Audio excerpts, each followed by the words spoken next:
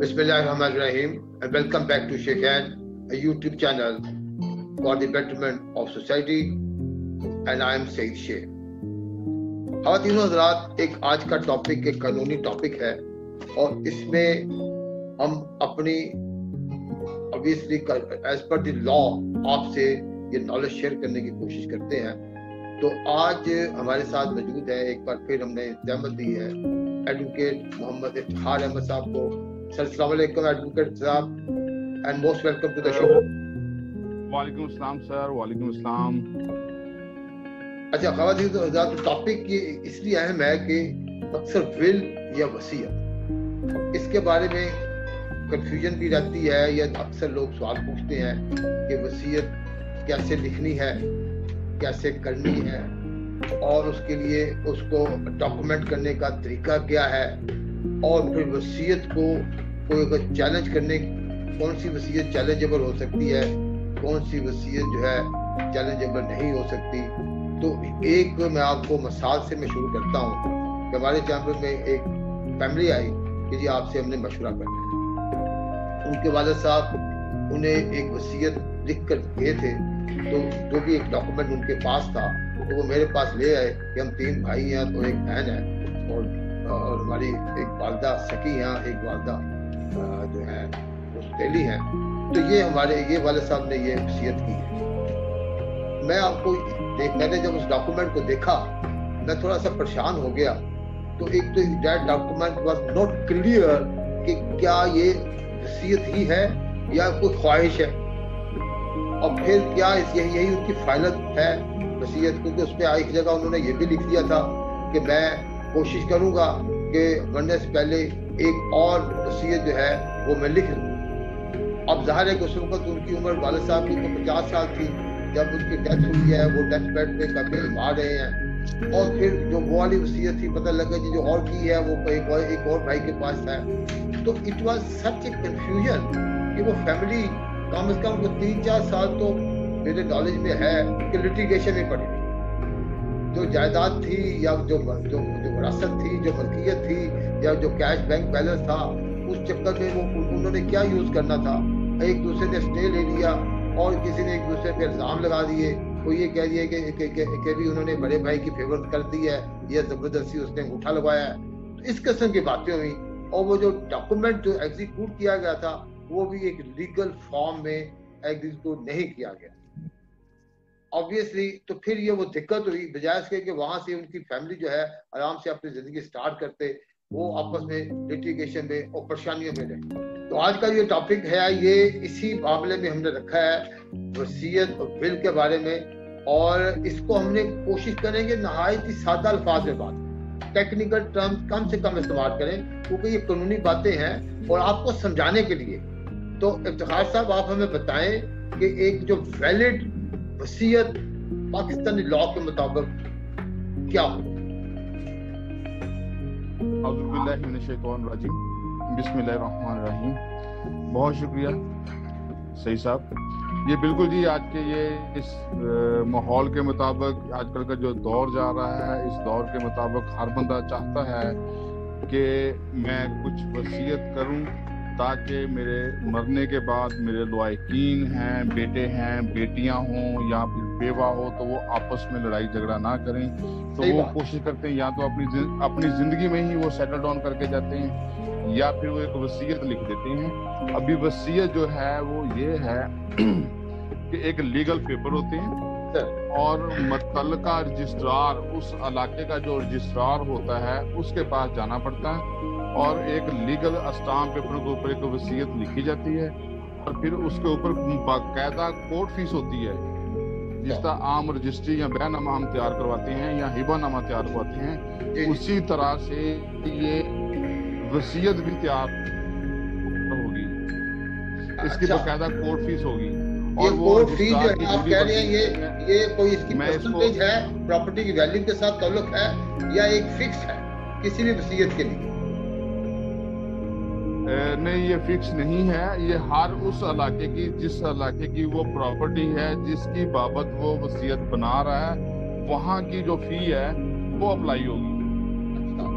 اچھا لیکن فار صاحب جو اموویبل یہ پراپرٹی جو موویبل ہے اس پہ بھی کون فی لگے گی؟ ایکچولی رجسٹریشن کا ہی ایشو ہے, اس کی فیس ہے کہ کسی ڈاکومنٹ کو آپ نے رجسٹرڈ کروانا ہے. ابھی آپ نے مثال دے رہے تھے, بہت اچھی اور بہت ہی زبردست مثال دی تھی ان لوگوں کے لیے جن لوگوں کو وصیت کے بارے میں اتنا علم نہیں ہے.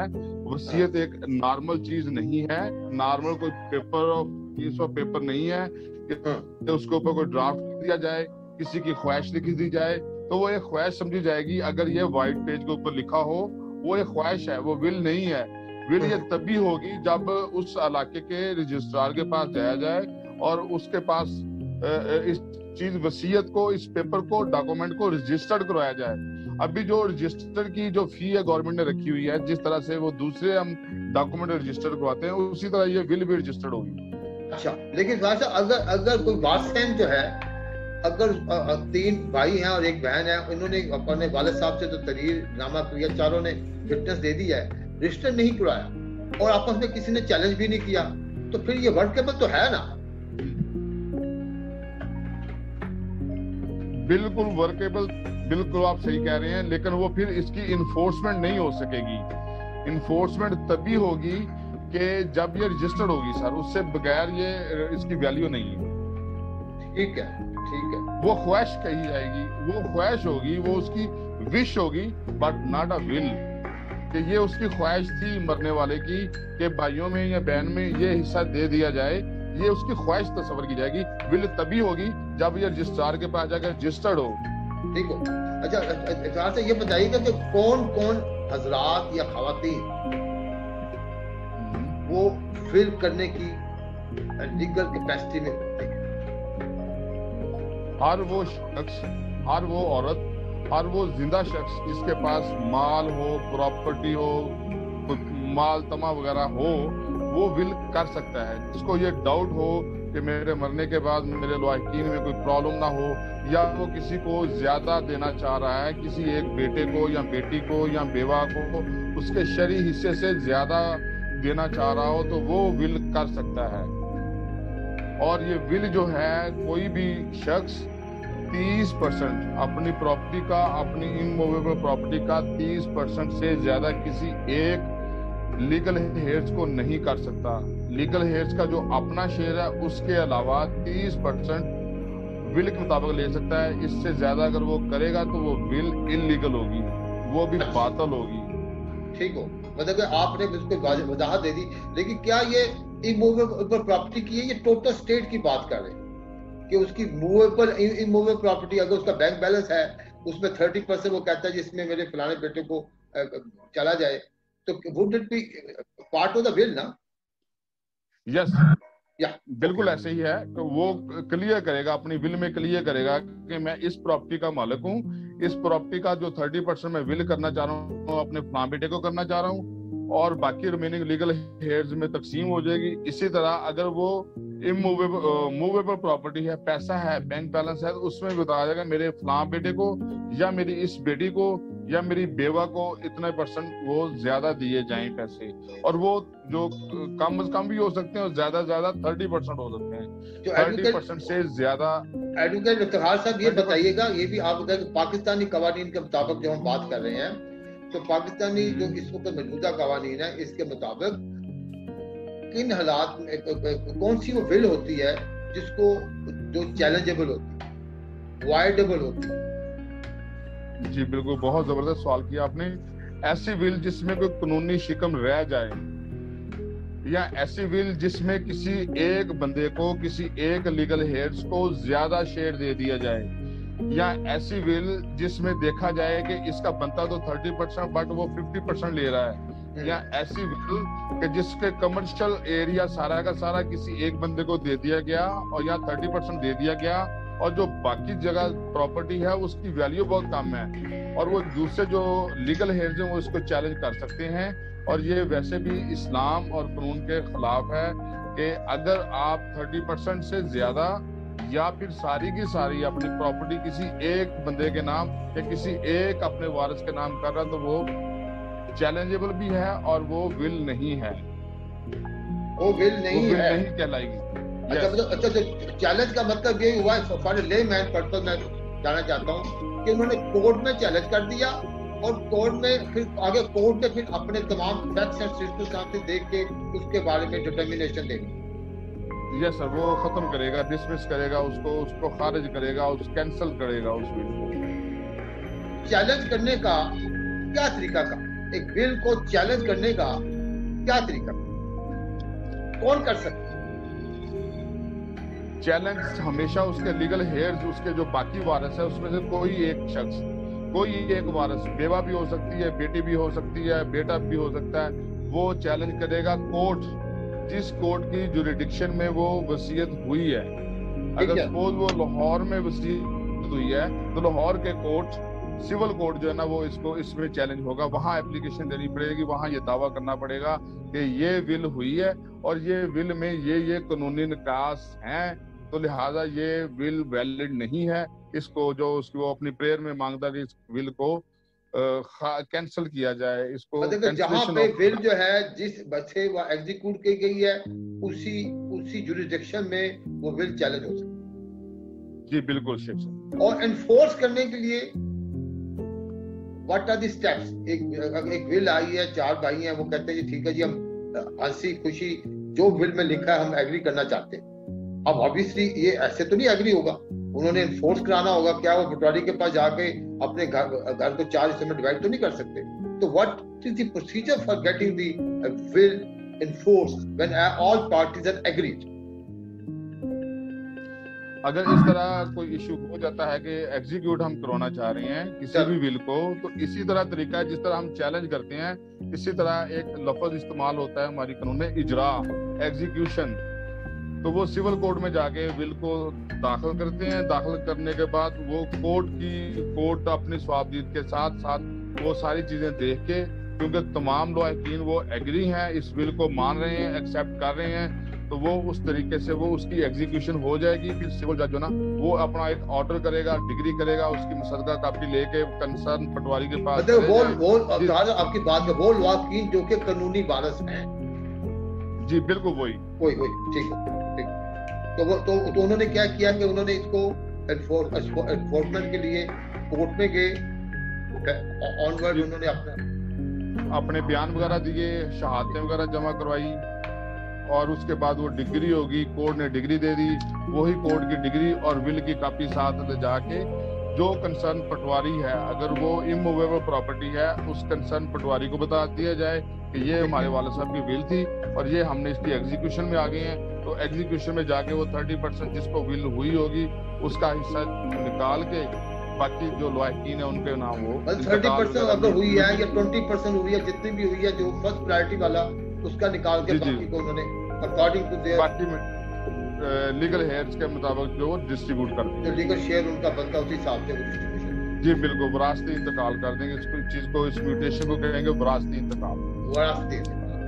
अच्छा खान साहब ये बताएं कि जो कौन विल नहीं कर सकता, पहले आपने बताया जी कौन कर सकता है, अब कौन विल नहीं कर सकता? एक आदमी, एक मेरे पास ये भी एक केस आया था, बड़ी अच्छी मिसाल आई थी, अभी उसके फादर की प्रॉपर्टी उसके नाम ट्रांसफर नहीं हुई, फादर हयात है, आगे वो कहना था जी मैं उस प्रॉपर्टी का जो मुझे मिलना है, मैं वारिस तो हूँ, लेकिन ऑब्वियसली अभी तक तो वालिद साहब हयात भी हैं और उन्होंने को विल भी नहीं की, अब अपने बेटे को वो उसको विरासत में देने की कोशिश कर रहे हैं।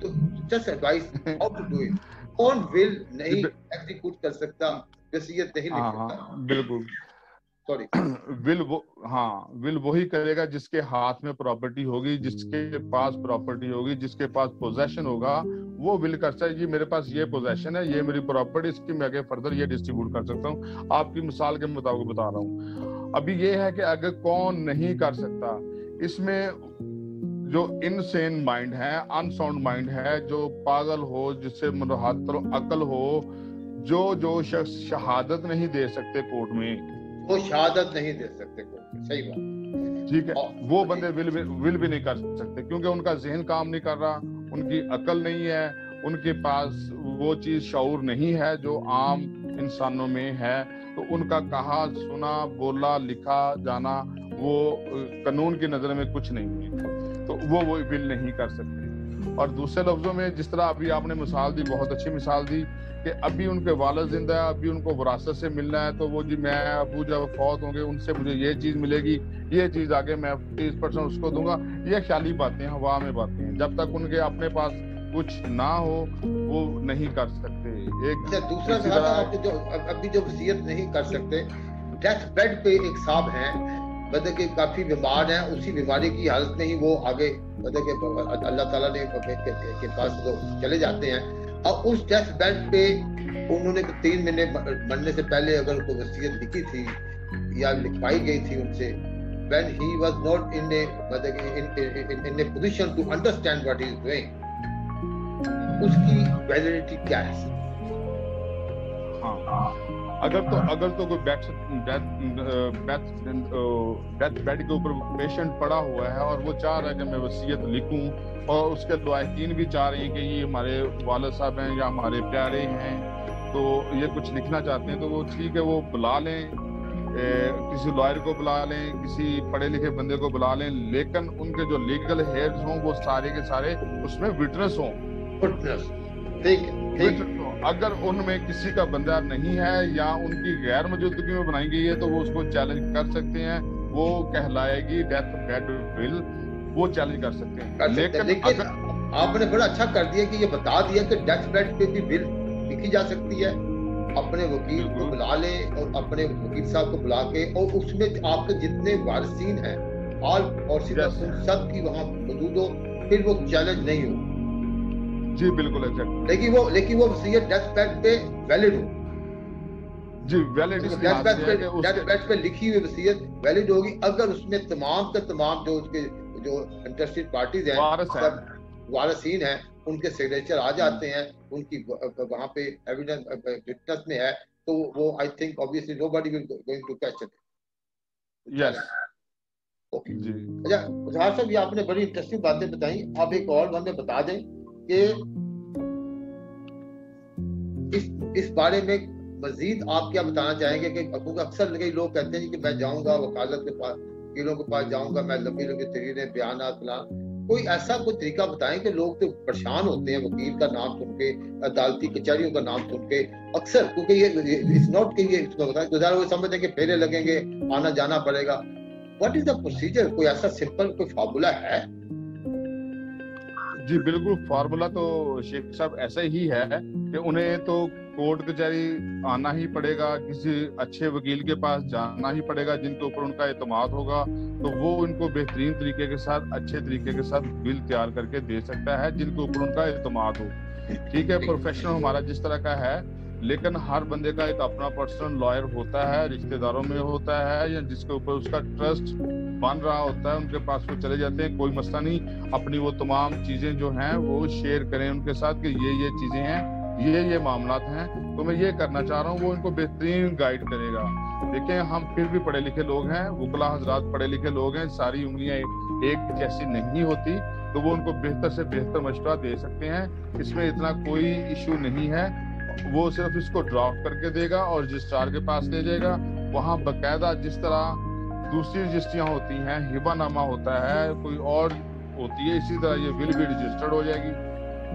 अभी तो जो करना चाहेंगे वकील के जरिए वो तो उसमें कुछ चार्जेस नहीं लगेंगे, अल्लाह ना करे कि वो अगर डेथ हो जाती है और उसके बाद के जो कॉन्सिक्वेंसेस या जिस तरह के बाद में हालात सर्कमस्टेंसेस आएंगे वो इससे भी ज्यादा भयानक होंगे। बड़ा अच्छी बात आपने बताई है, बहुत अच्छे तरीके से प्रोफेशनल वे में आपने गाइड किया है।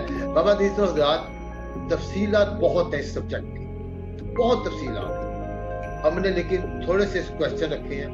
आइंदा भी कोशिश करेंगे कि अगर आपके क्वेश्चन आंसर के मुंह में आपको क्वेश्चन आते हैं, हम इफ्तिखार साहब को दोबारा जहमत देंगे इस टॉपिक पे। ये आखिरी बात जो बड़ी अच्छी उन्होंने कही है कि आप एक थोड़ी सी एक तरद्दुद करके अपनी जो ख्वाहिश है आपकी, उसको विल की शेप में डॉक्यूमेंट करें और लीगल प्रोसीजर को फॉलो करें। लीगल प्रोसीजर फॉलो करने के लिए आपके जो लीगल काउंसिल है वो आपको गाइड करें। जैसे इन्होंने बताया, अगर आप ये स्टेज पे अपनी हयाती में काम करना चाहते हैं, कर लेंगे, तो आपकी जो ख्वाहिश है कि मेरी जो नस्ल है, मेरे आने वाले बच्चे हैं, मेरी इस प्रॉपर्टी के बारे में लड़ाई झगड़ा ना, तो बहुत अच्छी बात है कि बेहतर है कि हम एक प्रॉपर डॉक्यूमेंट करें, चीज को प्रॉपर तरीके से लीगली फॉलो करें। 1 या 2 दिन मैक्सिमम अच्छा काउंसिल आपके पास हाजिर होने को तैयार होते हैं, आपस में जाते हैं, मीटिंग करते हैं। आपको जैसे हमारे पास अक्सर ही होता है, ये जवाहर साहब भी माशाल्लाह अच्छे खासे मसले होता है कि सिंपल एक काम होता है, लोग आ गए, एक मीटिंग हुई, डॉक्यूमेंट दे दिए, अगली मीटिंग हुई, डॉक्यूमेंट तैयार थे, उससे साइन हुए, तीसरी मीटिंग हुई, सर फलां जगह आपने पेश होना है आपने, तो वहां पे उन्होंने उनकी पेशी हो गई, उसके बाद आप फारग हो गए। चौथी मीटिंग में बाकी जो है ना वकील साहब ने सारे काम किए, कहाँ रजिस्टर होना है, फिर उसके बाद कहाँ मीटिंग सारा करने के बाद उन्होंने लाकर वो डॉक्यूमेंट अपने क्लाइंट को दे दिया। This is that's all. तो मैं ये समझता हूँ ऐसे सिंपल, क्योंकि इफ्तार साहब इस प्रोसीजर में आप कुछ ऐड करना चाहेंगे जो मैंने बताया? जबरदस्त जी, बहुत अच्छे तरीके से आपने बताया, बहुत अच्छे प्रोफेशनल तरीके से बताया और बिल्कुल सिंपल अल्फाज में बताया, तकरीबन हर इशू को इसकी समझ आ जाएगी जी। और मकसद ये था आप ख़वातीन हज़रात आपको बताना कि कोई इतने सुनी सुनाया इतना बड़ा ये मसला नहीं होता। सुनी सुनाई बातें हम लोग में आ जाते हैं, कंफ्यूज हो जाते हैं, फिर बाद में बहुत खुदा न खास्ता आपस में बहन भाई जो है ये कानूनी वारसीन जो है उसमें झगड़े में पड़ जाते हैं। तो आप अगर कानूनी वारिस हैं या आप अगर माशाल्लाह इस पोजीशन पे आ गए हैं कि आपको कोई वसीयत करना चाहते हैं, तो मेरा ये ख्याल है, अक्सर लोग कहते हैं जी मैं 60 साल की उम्र के बाद वसीयत, कई लोग कहते हैं जी मैं 40 साल की उम्र के बाद। तो मेरा ये ख्याल है इसकी कोई एज तो खास सब नहीं है ना कोई इस पे कि आपका जी नहीं, इसमें कोई एज नहीं है, कोई लिमिटेशन नहीं है, किसी तरह की लिमिटेशन नहीं है इसमें। तो हाँ जी हाँ, तो अगर वो भी है कि अगर आप करना चाहते हैं, कल ये है कि एक तो है नहीं कि अगर आप नहीं करना चाहेंगे और जो एज पर दी लॉ है, जो वारसीन के जो शेयर हैं वो तो हो जाएंगे, लेकिन अगर आपने कोई ख्वाहिश रखी है कितने परसेंट फलाने को मैंने देना है, कितने परसेंट फलाने को देना है। हाँ, एक सवाल रहेगा था जहार साहब, क्या कोई खिलाती अदारे को, कोई ऐसे अदारे को एक साहब जो है वो अपनी बिल में उन्हें करना चाहते हैं, तो उसके लिए उनके पास क्या स्वाब थी कानून में, कितने परसेंट कर सकते हैं outside the family, outside the Warsi? जी शेख साहब, ये आपने लास्ट में बहुत ही प्यारा, बहुत अच्छा सवाल किया। बल्कि मैं आपको बता दूं कि जो शख्स भी वसीयत करता है सबसे पहले वो यही लिखता है कि मेरा 5% फलां अपने इलाके की मस्जिद को, फलां अदारे को, फलां रफाही काम को ये दिया जाए मेरी वसीयत में से भी। और वो अपना कोई रनिंग बिजनेस में भी वो परमानेंट प्रोजेक्ट दे के जाता है बात कि मैं जब तक मेरा ये बिजनेस होगा, जब तक मेरा ये काम चल रहा होगा, 10%, 15%, 20% इतना मैं फलां मस्जिद को, फलां अदारे को, बच्चे जहाँ पे कुरान पाक हिफ्ज कर रहे हैं उन लोगों को, या जहाँ पे रफाही काम हो रहे हैं उनके लिए वो दे के जाते हैं। ये वसीयत का एक लाजमी जुज भी आ जाता है। बात का जितने भी लोग वसीयत करते हैं वो ये चीज लाजमी रखते हैं, बाकी वो लीगल एज को देते हैं। लेकिन ये जबरदस्त आपने सवाल पूछा, ये वसीयत का एक लाजमी जुज होता है कि इतने परसेंट मेरे जनाब उसको दे दें, उसके बाद ये वसीयत है और इसके बाद ये लीगल एज है। अच्छा जनाब, थैंक यू वेरी मच तोहार साहब, आपका इस शो में तशरीफ लाने का शुक्रिया। बड़े बड़े मफीद मशवरे दिए। ख़वातीन हज़रात, ये मशवरे हम आसान सादा लफ्ज़ में बात करते हैं, तफसीलात कानून की तो बहुत हैं, तशरीहात तो माशाल्लाह बहुत हैं, लेकिन वसीयत के बारे में एक छोटा सा टॉक शो था। बाकी मज़ीद तफसीलात के लिए आप हमसे रब्ता कर सकते हैं। हमारे दोस्त इफ्तार साहब, हमारा चैम्बर आपके लिए हाजिर है। ऐसे तमाम काम, कोई कानूनी मशवरे हो, आपके वकील हज़रात, आपके लीगल काउंसिल आपकी खिदमत के लिए इंशाअल्लाह ताला आइंदा भी ऐसे शो में हाजिर होंगे। ऐसा ही लीगल सोशल एस्पेक्ट लेकर फिर आपसे शेयर करेंगे अपना एक्सपीरियंस और कानून की बातें। इफ्तार साहब, आपका शो में आने का बहुत थैंक यू वेरी मच जी। अस्सलाम वालेकुम रहमतुल्लाह। इजाज़त दीजिए।